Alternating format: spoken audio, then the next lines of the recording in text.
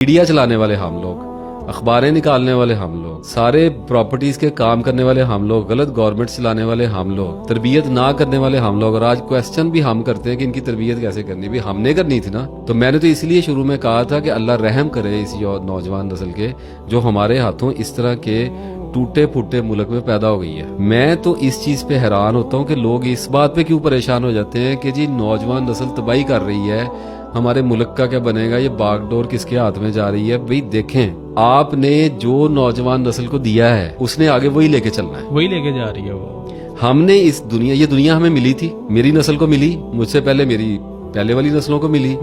ہم نے اس دنیا کو جو بنا کے ان کے ہاتھ میں تھمایا ہے وہ آگ کا ایک گولا ہے، وہ جل رہا ہے ان کے ہاتھ میں۔ ایٹامک بلاسٹ ہے، وارز ہیں، بھوک ہے، ننگ ہے، افلاس ہے، بے حیائی ہے، فحاشی ہے، ڈپریشن، انگزائٹی، تناؤ کے انتہا ہو چکی تناؤ کی۔ اور اس تناؤ والے دور میں بچے پیدا کر رہے ہیں، بچے پیدا کرنے کے بعد ان کو ایسے اسکولوں میں پھینک رہے ہیں جن کو دین اسلام سے کوئی ٹکے کا واسطہ نہیں ہے۔ پتہ ہی نہیں۔ دیکھیں آپ کا اسکولنگ سسٹم سکھا کیا رہا ہے، اسلامیت پڑھا دیتے ہیں، مگر اولاد دینے نا ایسے ہی ہے۔ کر کیا رہے ہیں کہ اسکولنگ سسٹم کا جتنا بھی فوکس ہے وہ سارے کا سارا فوکس انسان کو کمرشل بنانے پہ ہے، اس کو پیسہ کمانے کی مشین بنانے کے اوپر ہے۔ آپ ڈاکٹر بن رہے ہیں بچے، انجینئر بن رہے ہیں بچے، آئی ٹی ایکسپرٹس بن رہے ہیں بچے، دین کے عالم کیوں نہیں بن رہے اسکولوں سے؟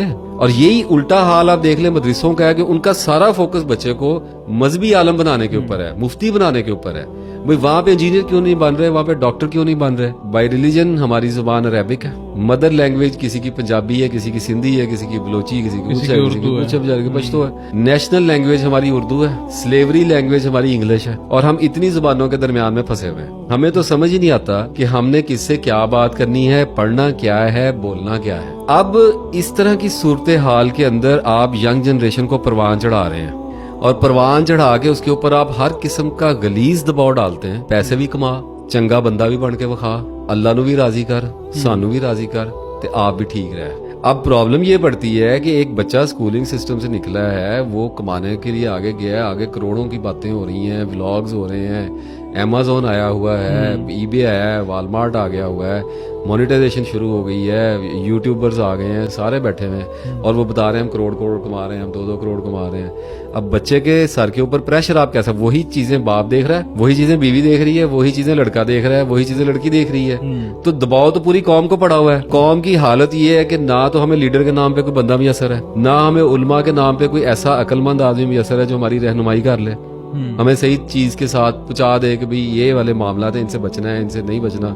ہر جگہ پہ ایک کنفیوژن پائی جا رہی ہے۔ اس کنفیوژن کے اندر برین ڈرین ہو رہا ہے، ہر طرف سے برین اٹھ کے باہر بھاگ رہا ہے۔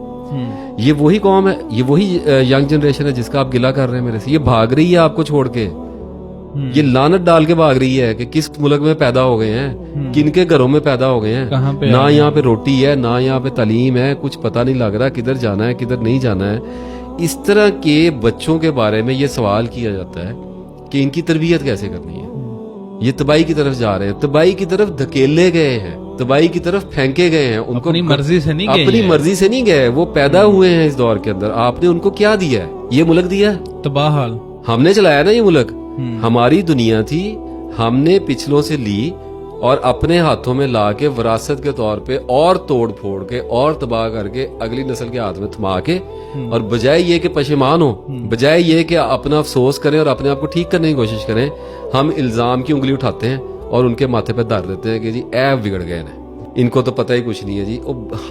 We are responsible. دوسروں کی طرف انگلی اٹھانے کے بجائے اپنی طرف بندہ اٹھا لیں۔ تو ایک بات کے بارے میں تو بے فکر رہیں کہ وہ دنیا ان کی دنیا ہے۔ اب آپ یہ ذہن میں رکھ لیں کہ اب یہ دنیا نئی نسل کی دنیا ہے، نئی نسل کی دنیا، ان کا جدھر دل چاہے گا نا یہ انہوں نے لے کے جانی ہے آگے۔ ہم اس کو نہیں روک سکتے۔ اگر ہم نے اس کو روکنا ہوتا تو ہم اس کو روک کے ٹھیک کر کے ان کے ہاتھ میں تھماتے۔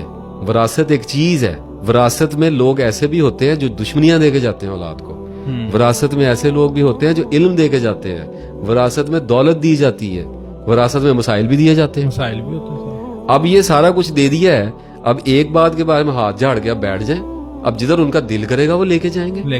اور یہ تو دنیا نے جانا اسی طرف ہی ہے، تباہی کی طرف جانا ہے تو کسی نہ کسی وجہ سے جانا ہے نا۔ تو اگر روکنے کی کوشش کرنی ہے تو سب سے پہلے خود کو بدلنا پڑے گا۔ اپنے گھروں میں جو بڑے بوڑھے ہیں، جو میچور ہو چکے ہیں، جن کے بچے بڑے ہو گئے ہیں، ان کو اپنے کردار کے بارے میں فکر کرنی پڑے گی کہ ہم کون لوگ ہیں, ہمارا مذہب کیا کہتا ہے, ہمارا اللہ ہمیں کیا کہتا ہے, اللہ کے رسول نے کیا کہا تھا. آپ کیا یہ باتیں کرنے والی ہیں؟ آپ کو نہیں پتا ہمارے ملک کی, ہمارے گھروں کی حالت کیا ہو گئی ہے؟ یہ کوئی ایسی بات ہے جس کے اوپر مجھے بولنا پڑے گا؟ اسلام میں بچوں کی تربیت کے نام پہ کچھ نہیں ہے, فکر نہ کریں اس بات کی. یہ نہیں ہے کہ تربیت ہے نہیں, لیکن تربیت وہ نہیں ہے جو ہم سمجھتے ہیں. ہم تربیت کا نام یا تو تبلیغ لیتے ہیں, یا ڈنڈا لیتے ہیں, یا پیسہ, یا ہپنوسس لیتے ہیں, یا کہتے ہیں جی تہاڈے منہ چ سونے دا چمچا پاتا ہے تے تانوں ہن شیر دی اکھ نہ ویکھاں گے. یہ ایک نان سینس ہے. تربیت کیا کرنی ہے؟ بیٹھ کے ان کو لیکچر دینے ہیں اولادوں کو, خود جھوٹ بولنے ہیں, خود بڑی بڑی گاڑیاں لینی ہیں, کوٹھیاں بنانی ہیں, سوسائٹیاں کاٹنی ہیں, خود کرپٹ حکمرانوں کو ووٹ دینے ہیں, خود اپنے کریکٹر کے اوپر کوئی بات نہیں کرنی. مناسب روک ٹوک کی کوئی اس میں کوئی بات نہیں ہم کر رہے.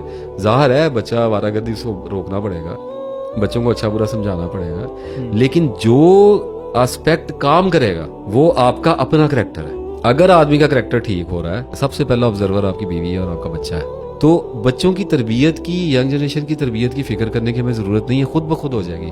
اتھارٹی نہیں ہے ہمارے پاس. میں بار بار یہ بات کرتا ہوں کہ وی آر ناٹ آتھورائزڈ. میں اگر پورن دیکھتا ہوں میں اپنے بیٹے کو روک سکتا ہوں, لیکن اس کے باوجود روکوں گا کیونکہ اچھا برا سمجھانا تو جی میرا فرض ہے. میں لیڈر ہوں.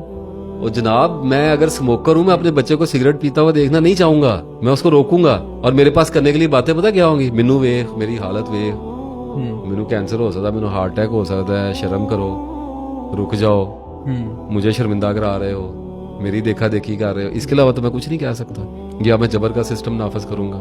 دو ہی باتیں ہوں گی نا. اگر میں نے سگریٹ بچوں کے ہاتھ میں نہیں دینا تو مجھے سگریٹ چھوڑنا پڑے گا. اگر میں سگریٹ چھوڑوں گا, ان کی ہیبیچول پیٹرن کے اندر یہ بات داخل ہونے سے پہلے اگر پکی ہوگی تو پھر تو ہو گئی. اگر میں چھوڑ دوں گا تو بچے اڈاپشن میں نہیں جائیں گے. 90% چانسز ہیں, چانسز آر ویری ہائر کہ نہیں ہوگا خراب. پھر بھی کسی کے مقدر میں لکھا ہے تو ہم تو نہیں نہ روک سکتے. اسی طریقے سے اگر میں جھوٹ بولنے سے پرہیز کر رہا ہوں, اگر میں لوگوں کے بارے میں چگلی نہیں کرتا, اگر میں لوگوں کے ساتھ دھوکہ دہی نہیں کر رہا, تو میرے بچے میری گفتگو سے, میری بیوی کے ساتھ میری باتوں سے, میرے دوستوں کے ساتھ میرے تعلقات سے, میرے ماں باپ کے ساتھ تعلقات سے, میرے افکار سے آہستہ آہستہ انسپائر ہونا شروع ہو جائیں گے. بالکل. اپنے بچوں کو, اپنے گھر والوں کو آہستہ آہستہ آدمی کو چاہیے کہ انسپائر کرنے کی کوشش کرے. اسٹرگل اس چیز کی نہ کرے کہ انسپائر کرنا ہے, اپنے کردار میں لگا رہے بہتر کرنے میں. اگر کردار بہتر ہوئے گا تو اللہ اتھارٹی دے دے گا, اللہ اتھارٹی دے دے گا تو لوگ آپ کے پیچھے چلنا شروع ہو جائیں گے. تو اب جو ینگ جنریشن کا بیڑا گرک ہونا تھا وہ ہو چکا ہے.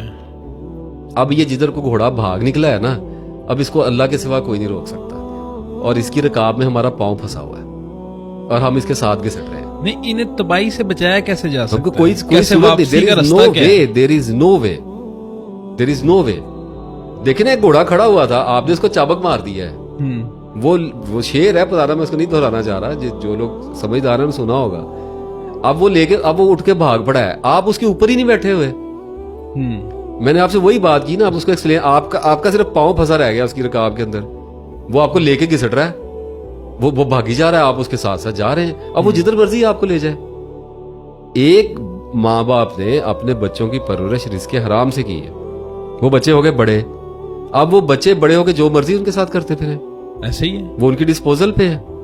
تو اس معاملے میں میں اگر کوئی چکنی چپڑی بات کر دوں, کرتے رہے تربیت, اچھی بات کہنی چاہیے, میں یہ تو نہیں کہتا کہ رک جانا چاہیے, روکتے رہے. اب بات ہے کہ خود قرآن پڑھا نہیں ہے کبھی کھول کے, بچوں کو ڈنڈے مار مار کے, ہاں قاری صاحب بیٹھے ہیں پڑھ لو, قاری صاحب بیٹھے ہیں پڑھ لو. تو یہ جبر کا سسٹم کیا ہے سوائے نفرت پیدا کرنے کے, اور کیا پیدا کرتا ہے؟ تو مین میں نے جس روٹ کے اوپر بات کی ہے, اس روٹ پہ آج نہیں تو کل, ہماری نسل کو نہیں تو ہماری اگلی نسل کو, بالکل, اور وہ نہیں تو اس سے اگلی نسل کو, کوئی نہ کوئی تو اس پہ آئے گا. اور جب آئے گا تو اس کے بعد معاملات ٹھیک ہونے شروع ہو جائیں گے. اس وقت تک کے لیے دلی دور ہے, اس کو برداشت